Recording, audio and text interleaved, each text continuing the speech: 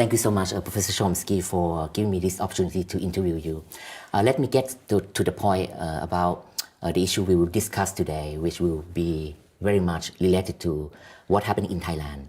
Okay? And the first issue I'd like to raise for our conversation is the role of the monarchy in Thai politics. It is a traditional wisdom that the monarchy has become a kind of anomaly, right? And for many people, especially from where you come from in the United States. But I think the discourse of the monarchy becoming an anomaly is only valid to a certain extent in Southeast Asia, because at least there's 4 countries in Southeast Asia still have different kind of monarchy: Thailand, Cambodia, Brunei, and also Malaysia. We come to also understanding that the reason that monarchies in these 4 countries still survive into the modern period, mainly because of these kind of traditional political values and also manipulation of the political elite, including the ability to resist modernity. Now, I would like to ask you this question of what is your perception in regards to the position of the monarchy today? How monarchy could fit in with the modern world? Whether monarchy can be compatible with democracy?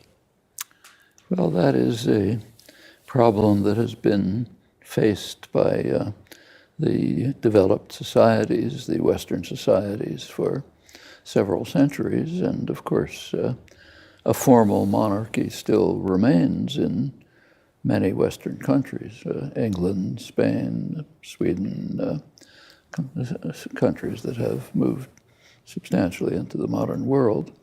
And the monarchy plays some role, mostly ceremonial, though it still can act. So, for example, there have been times when in the Western countries, the king or queen actually, in recent years, actually intervened in the political system, but it's unusual.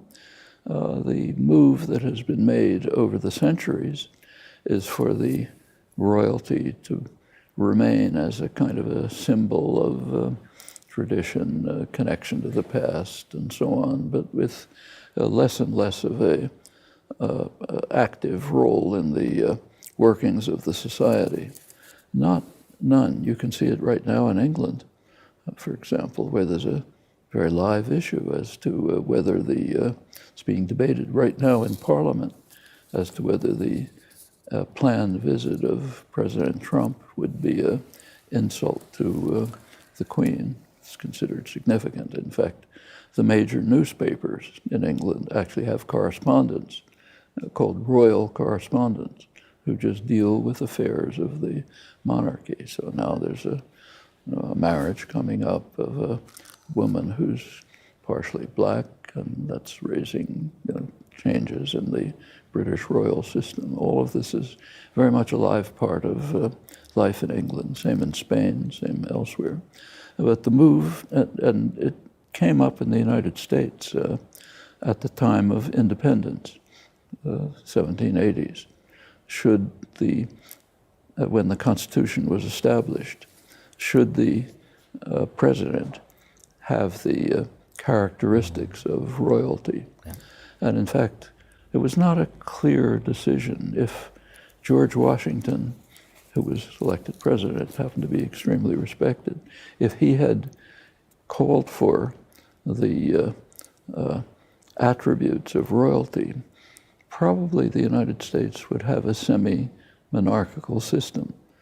Fortunately, I think he was a modest man, and he didn't want any of those appurtenances of royalty, refused them all, refused re-election, and so on. So the country moved to become a secular, non-royal democracy without not just the king, but no earls or lords or any status symbols of that kind, which was unique at the time and is still somewhat unusual. First, you said more or less modern monarchies still maintain its ceremonial role. Secondly, you use this adjective of fortunately that United States never turned out to be like basically Great Britain. Now, I would like to take you back to Thailand this time specifically. I should comment that in the United States, although there is no formal royalty, the sentiment among elements of the population somewhat emulate royalty. So, for example, Ronald Reagan, for example, who was not, incidentally, a particularly popular president, if you look at opinion polls. But after his death, he was turned into a kind of a demigod by an enormous propaganda campaign, the Reagan legacy. And you can read comments by respected intellectuals. So, for example, at your university, Stanford, the Hoover Institution, has published monographs in which they describe Reagan as I think the phrase was a warm and friendly ghost hovering over us and protecting us. That's attitudes towards royalty, and so there's something.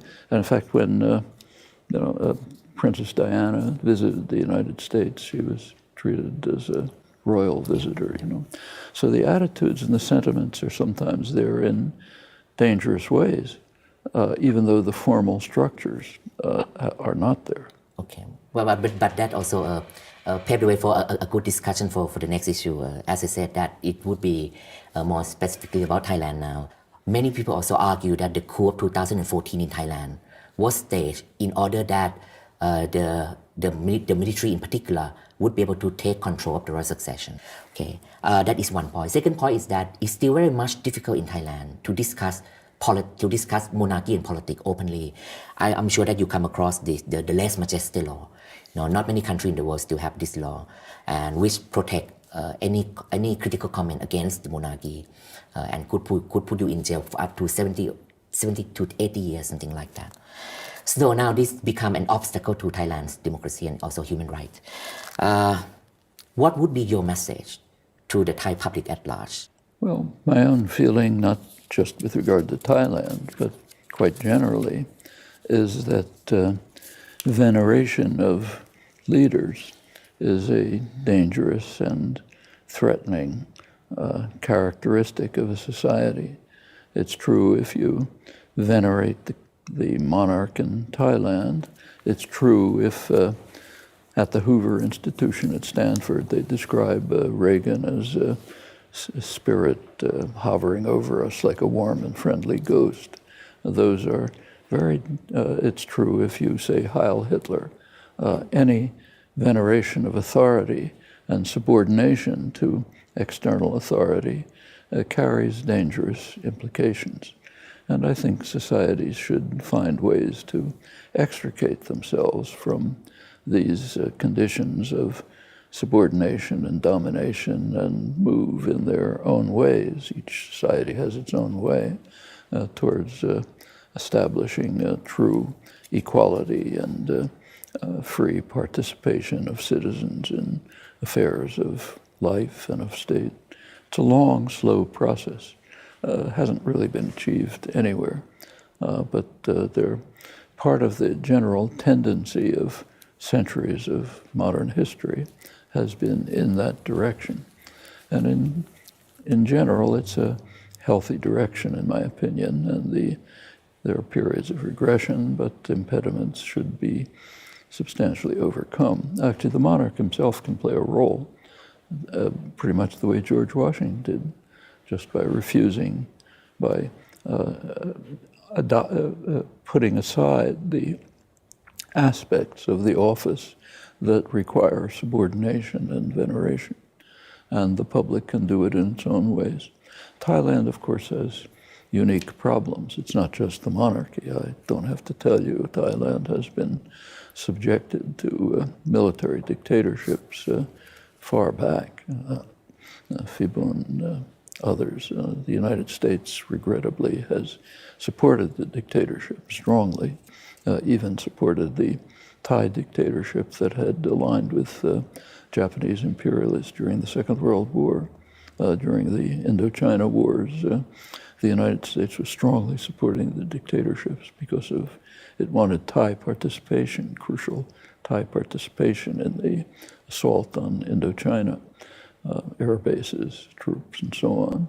That's an ugly record.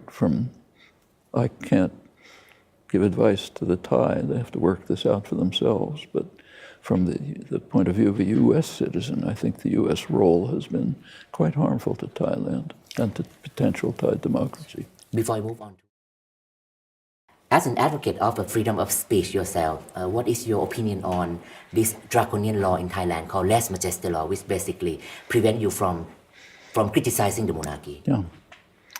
Well, what's called sometimes sovereign immunity. You cannot condemn the state with words. It's a very regressive doctrine, should not exist.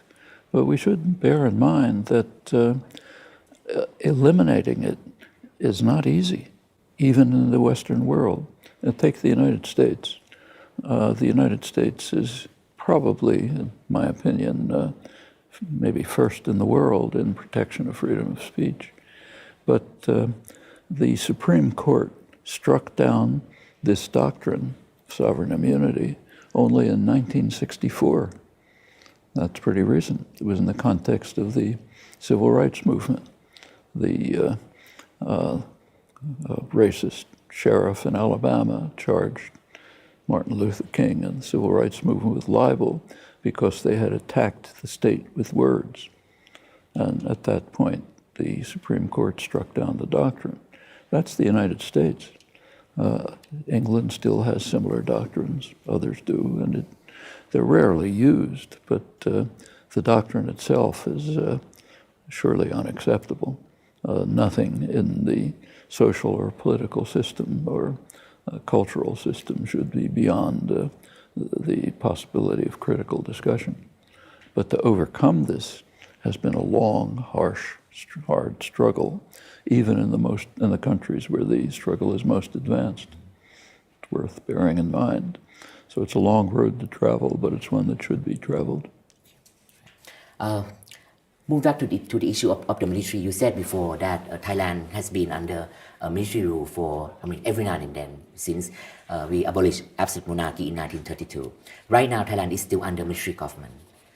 Since the latest coup was 2014, and Thailand still holds this record in Southeast Asia of having the most coup in the region.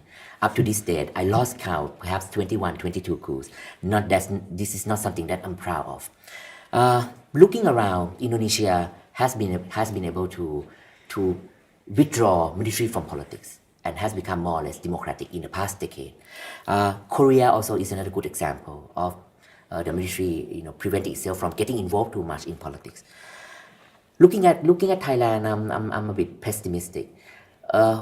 You have any idea or view of how we move ahead? What we must do in order to ensure the depoliticization of the military, or in other words, to ensure that the military would not take its advantage, and then interfere in politics? Well, I think the other countries that you mentioned provide models of what has to be done. And in fact, Thailand itself has followed the same path occasionally. Then there's been regression. But so take South Korea. South Korea had quite a brutal dictatorship, the Park dictatorship. There was a bitter democracy struggle in the 1980s, which finally overthrew the dictatorship. Took a lot of courage, commitment, and as always, the successes are not 100%. Other forms of authority were introduced, which still have to be overcome. Indonesia, the military dictatorship